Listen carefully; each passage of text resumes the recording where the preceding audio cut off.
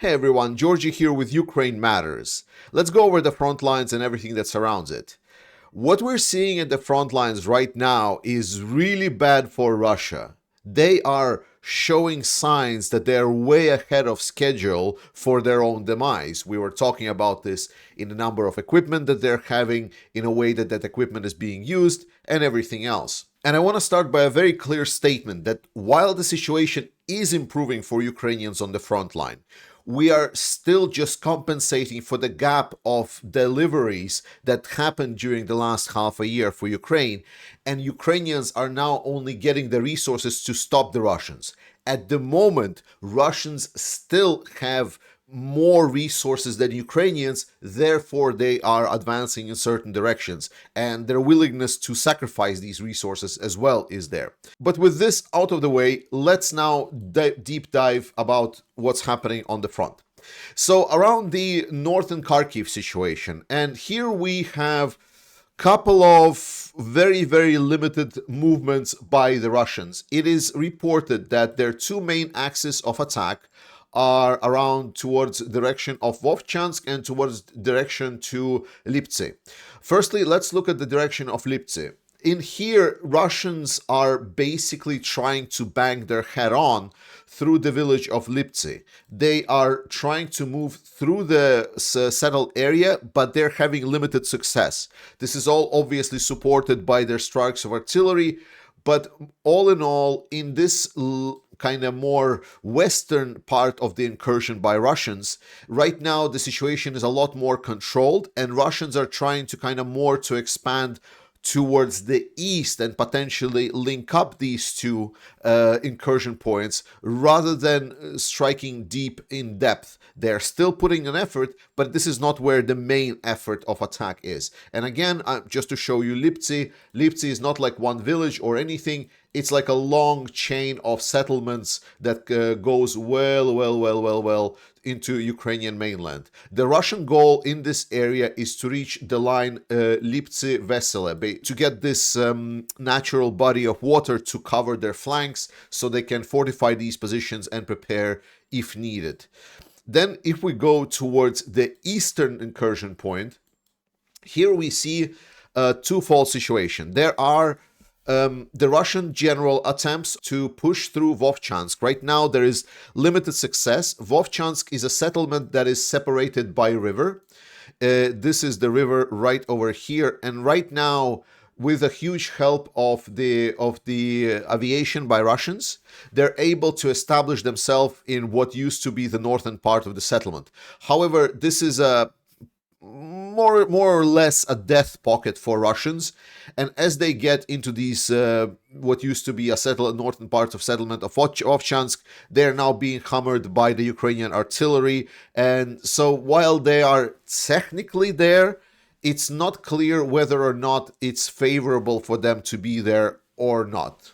I mean, the most favorable for Russians would be to get out of Ukraine. Right now, there are no attempted crossings the river. The river is still firmly controlled by Ukrainians. The second position that we need to be on the lookout for is this position over here. This is where Ukrainians have fortifications. This is where river is a little bit wider. It's Donets River. However, this has also been outlined by analysts as potential weak point for Ukrainians, and it will be quite critical. So I'm on monitor trying to figure out that if Russians would be able to cross this area, then pretty much they would be able to collapse the defense of Vovchansk. An important thing to understand: the defense line, the first Ukrainian defense line, still has not been reached. The problem of Vovchansk, the biggest problem that's been outlined, is that the hills that are overlooking Vovchansk are located towards the northern part of the area here. So it's unfavorable for Ukrainians to actually defend Vovchansk at all. Specifically, as we know, because Russian artillery is now able to strike on Ukrainian positions and including their pilots and so on from the Russian territory. And as everyone has been reporting right now, that because of the US policy that prevents the strikes on the territory of Russia, even against something as required as counter-artillery strikes. That is absolutely atrocious, and I'm hoping that policy will change. But right now, the situation is what it is. But the point that I'm making is that the first line of defense has not been reached. And Russia has already engaged quite significant resources in the area. For a longer time, we have been discussing what could be the reason for this, and there has been multiple ways of looking at this.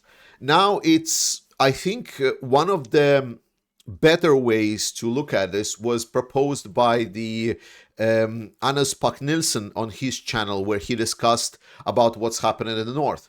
So northern grouping of Russians here, they are controlled by General Lapin. Now, General Lapin in this war has a rocky history. He used to control pretty much the whole operation. Then he was controlling just some parts of the operation. Then he fell in kind of a little bit of a dismay and unfavor. Now he's been reinstated as a Northern Group commander. And right now, the guess is that because General Lapin, one or the two, either he wants to prove himself again that he can do stuff, that he can execute on certain plans that Russians have conducted. We hear that Russians were planning to get to Kharkiv basically within 2 days. They didn't really want to encircle it, but they wanted to get close enough to basically create a tension point against Ukrainians. Right now, this tension point is far from being there. But General Lapin is trying to essentially prove himself. Now, either this prove himself is to get back to the positions and clout that he had before, or the second is because of all of the changes that are happening in the Russian general staff, then that might mean that General Lapin just wants to be engaged essentially in active combat.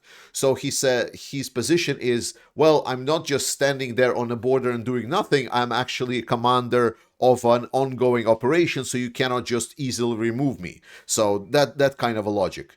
This is a possibility. We don't know which precisely it is, but it does seem that this is mostly driven by the ego of the commanders. And this is very relevant. This is specifically relevant for the frontline fighting, because at some point we saw certain levels of consolidation of control over the areas of the front lines. We saw that Russians were not really pulling the rug towards each of their own individual commanders, but rather they were having kind of priority, second priority directions, and they executed on this. The biggest example of this obviously was the operation of Avdiivka, where there was, I believe, if I'm not wrong counting, but it was like 3 army corps engaged from the Russians. So they concentrated a lot of these resources to achieve some kind of success.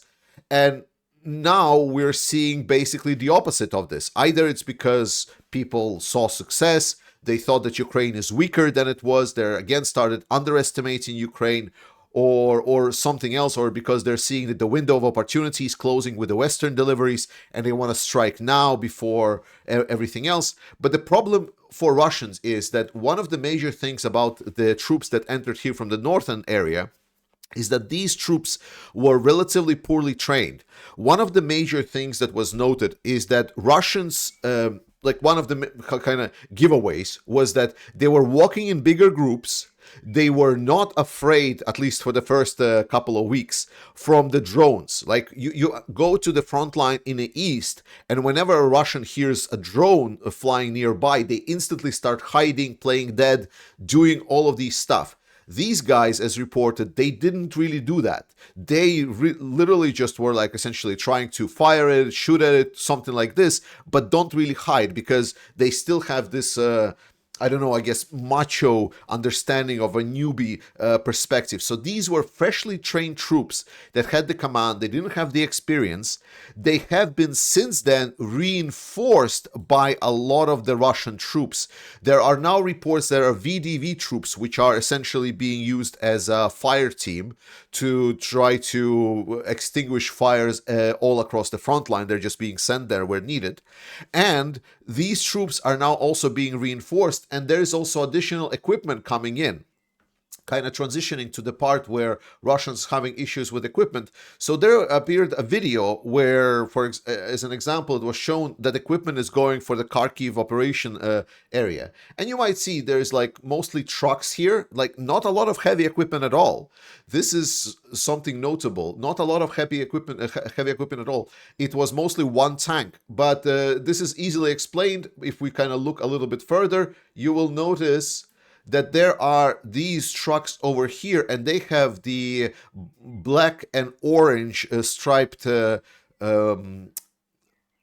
decal on them, and that decal actually means that they were probably used in the parade on the 9th of May, the Victory Date parade for Russia. So that means that these vehicles that were shown off on the military parade are now being sent to the front line to try to attack Ukraine. This is, again, not a good indicator for Russia that they just need to send, and that we're not seeing some kind of a freshly made units and so on. We're seeing a lot of mishmash of equipment being sent. And that's kind of like, I know it's just one video, but that has been something that's been reporting ongoingly. So why this is a problem? Well, the problem is, as I already explained, one, concentration of forces is what's needed to fight against Ukraine, not the dispersion of forces. Dispersion of forces does not help because while it prevents Ukraine from rotating out, there is still enough forces in Ukraine to fight Russians on all of these front lines. Moreover, it's actually potentially more beneficial for Ukrainians that Russians are trying to attack from this new direction. You might ask why? And the answer is very simple, because this is front line, right, between Russia and Ukraine. This is not just a civilized border. So Ukraine is basically forced to keep some of their reserves and their troops in these border regions, while they cannot help where the help would be absolutely crucial to help in the east. But now Russians essentially are giving them a favor and saying, well, you had some troops around Kharkiv area that were not engaged in fighting and they were just sitting there doing nothing. Well, why don't we dedicate our resources, dilute whatever we had in the east in kind of offensive operations, and try to attack also from new direction, essentially equalizing the engaged troop counts. And that is a problem for Russia. That is an actual problem. It would be irrelevant for them, right, if they would be able to be surprise the Ukrainians, abuse their lack of resources, penetrate to Kharkiv, put it in a pinch, and then for Ukrainians it would be a constant problem that they would need to be dealing with. However, now, because they still haven't even reached the first line of defense, and instead they're just dedicating resources both from Russia and from the other parts of frontline, they are essentially twisting that same operation, whether it's because the individual general wants it done or because there's changes in the general staff or whatever not. They are now putting themselves in a situation where, when they had an advantage before, as the help from the Western allies coming into Ukraine, and Ukraine does get the resources, and hopefully the policy will get reversed, then this will mean that there is going to be more opportunity for Ukrainians to strike and destroy Russians than they had before. It's a big problem for the Russians. So, talking about the rest of the part, like where we kind of get additional benefits. We have seen many Russian attacks in recent time, right? Because this whole operation in the north was there to supposedly dilute the Ukrainian resources, take the resources away from the east, and then Russians would be able to strike. They have tried many attacks. They have tried to attack towards Terny. They have tried to attack towards Bilohorivka over here. They have tried to attack towards Chasiv Yar over here. They have tried to attack towards Klishivka, which is right over here. They have tried to attack towards Ocheretina further in. They have tried to attack towards Novopokrovsk, which is right over here. They have tried to attack towards Krasnohorivka, which is over here. They have tried to attack towards Paraskoviivka, which is over here. they have tried to attack and advance in the Robotyne area as well, and they have again tried to attack and move towards Ukrainian-held bridgehead around Krinky. So if we zoom in and kind of put it all, it's like, well, they are trying to do a lot right at the same time. Again, not what one should be doing. I know what they're doing. They're trying to find the weak spot. They're trying to find out where Ukraine took the resources away from, but they have failed with everything. Now, there are reports that Russia still has some kind of prepared force from the ones that were operating here around Avdiivka, and they're looking for that weak point where they can strike. So I'm not dismissing that there might be an additional strike by Russians, but so far, it's just a delusion of resources and dragging on time. And the problem for Russian is the reports that are coming in from their production facilities, the reports that we're getting from their equipment facilities, the reports that we're getting of what Russia has been using for their troop movement, for their delivery, for their logistics systems, and so on, shows one very specific thing. Russia is ahead of the schedule of using up their equipment from the Soviet storage facilities. This is critical. If before we were talking about 1.5 to 2 years, right now it already seems that it's going to be approximately a year. If before a 1 year timeline for the Russians to run out of equipment was considered to be optimistic, now it's a realistic scenario. Now 2 years is a pessimistic scenario, mostly to deal with what we're hearing recently is that China is supposedly providing some lethal aid to Russia to invade Ukraine. It's going to be interesting to see what's going to be a reaction from our Western leaders to this. But again, the non-democratic regimes are uniting to fight and make our life miserable. They want to dominate the world. They want to push their narratives on the world. We as democracies need to defend ourselves. The only reason that China is doing this is because they know that they're not going to get punished for it. So we need to be firm.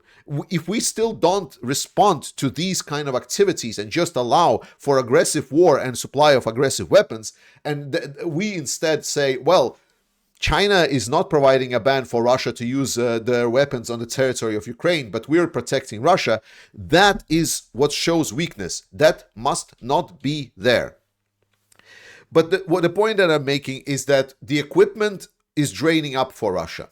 They are literally scattering, trying to figure out how they can prolong this conflict ever more.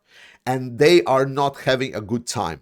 They, even so far, what was delivered, something from the China, more specifically like nitrocellulose for the production of the ammunition. It was never delivered as a help to Russia. It was a sold product, so they were just trading. So Russia still needs to pay for all of that, and that's unfortunate because they do have a lot of money. But that is the money that we are giving them because we are buying Russian oil, Russian resources, and so on. We are the people that are arming our own demise, and we need to stop doing this. So the situation on the front line is evening out. Ukraine is doing a great job. None of the Russian incursions are there. We still should consider that Russia will potentially have enough forces for additional push during this summer. There will be additional efforts in Russia to expand in the north. That's where the active operation is. However, nothing so far is critical. Nothing so far is even close to being in a situation where it would be critical. So Ukrainians are holding firm and they are destroying as many Russians as they can. And I want to give you a big update because people have been asking me for a while, Georgie, what about this area over here? Because on the map, this is water, but we know that there is no more water anyway, right? So what is the situation on this area? Is it possible to cross it by foot? If it's possible to cross it by equipment and so on? And there was actually a very nice video by some people. It's an ecologist, Vadim Manyuk, that recorded a video specifically about this area. And obviously this is about ecology, so it's like this. But the important thing is that all of this area, this is that reservoir, and all of these are actually fresh trees. So these are trees that are growing in this area. This is turning into a forest. And when we're talking about, well, how easy it is to then traverse, you see the person is able to move on its own. It's a little bit of a tricky area to navigate because the density of that forest is quite high. Right now, it's not being disturbed, and there are no paths, and it can get problematic for the men to cross it, especially in large amounts. However, if we look at the grounds situation, you see that the ground is very, very loose. There are significant cracks. Most probably, it's also soft because Ukrainian soil is generally softer. So right now, this already, now I'm no geologist, right, and I'm not military expert, but I do see that the ground is not hard enough for sure to sustain some heavy vehicles or anything like this. Potentially some lighter ones could maybe try, but again, the forested area is quite large, so it needs to be like an armored vehicle with a plow or something like this. So the answer to your question is yes, the area is recovering, but the ground is still not solid firmly. Right now, there are trees that are growing and they will help definitely solidify a lot of that ground with their roots, but it's only started, so we'll need to give it some time a little bit more. And finally, an update to our campaign for the Baba Yaga drones. Guys, you're amazing. We are basically 2,000 away, so if you have some donos that you can chip in just so we can close it up and send up these Baba Yaga drones to the Ukrainian armed forces, that would be amazing. I think it would be a great closure for the month of May. We achieved a lot. Thank you so much for everyone that is supporting Ukraine. Thank you so much for everyone that is contributing with what they can. Thank you so much for all of the people that don't have disposable income but are contributing by sharing this video, subscribing to the channel, and everything else to keep the information about Ukraine in there. Slava Ukraini, I love you guys, and I'll see you next time.